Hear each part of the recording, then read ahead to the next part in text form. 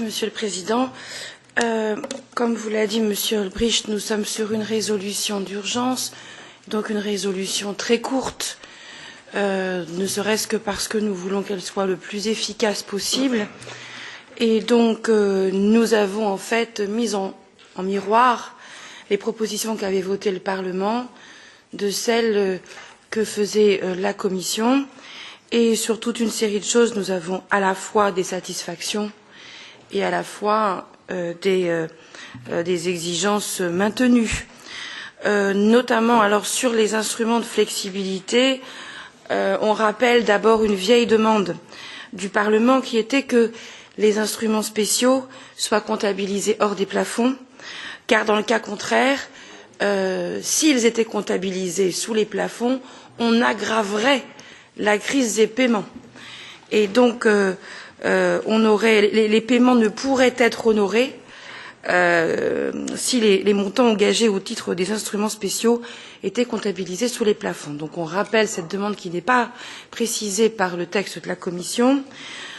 Sur la flexibilité, toujours, on apprécie bien sûr les propositions de flexibilité, notamment sur les contraintes d'utilisation de la marge globale pour engagement, de même qu'on apprécie, en tout cas on soutient, le fait que l'instrument de flexibilité et la réserve d'aide d'urgence aient été étendus, enfin soit proposés pour être étendus et renforcés, mais on n'atteint pas non plus les montants qu'avait voté le Parlement en juillet 2016, qui était une proposition de doublement.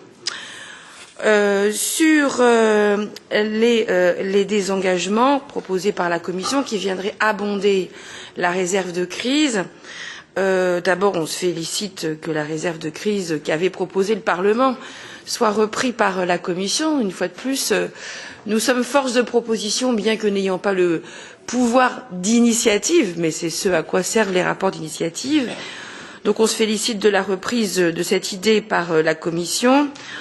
En même temps, on rappelle quand même que l'objectif du budget de l'Union, c'est d'être pleinement utilisé et que son exécution soit pleine et entière et que les désengagements ne sont que le produit du fait que l'utilisation du budget n'est pas efficiente. Par conséquent, nous ne pensons pas que la réserve de crise puisse être exclusivement constituée par ces désengagements, puisque si nous parvenions à utiliser pleinement le budget, il y aurait 0 € pour la réserve de crise. Donc là, il y a une contradiction qui nous semble nécessaire de lever.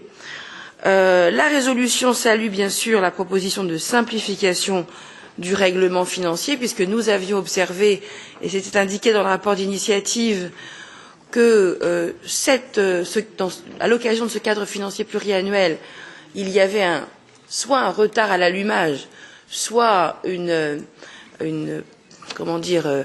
non-utilisation des fonds structurels particulièrement lourde et qui posait un certain nombre de problèmes, là aussi d'efficience budgétaire, et donc la question de la simplification nous semble pertinente. Le Parlement examinera bien sûr la proposition d'extension du fonds de garantie pour l'investissement.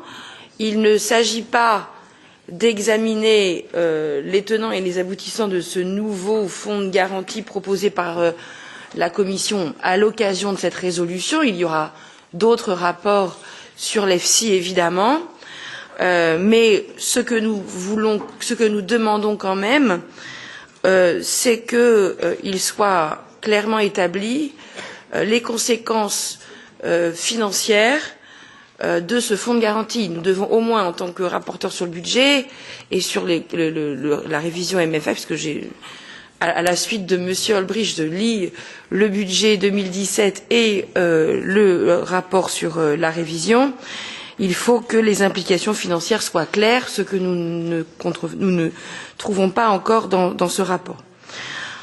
La résolution, et c'est pour terminer, la résolution doit aussi faire référence à la préparation du cadre financier pluriannuel post 2020.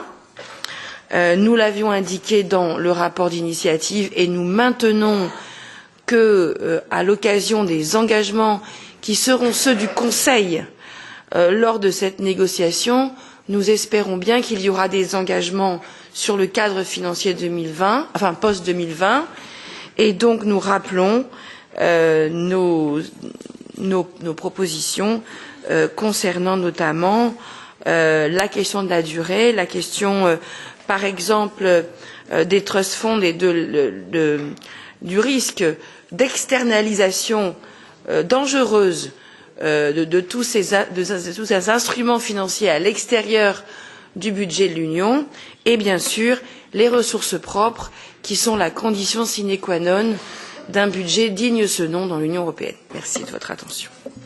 Merci.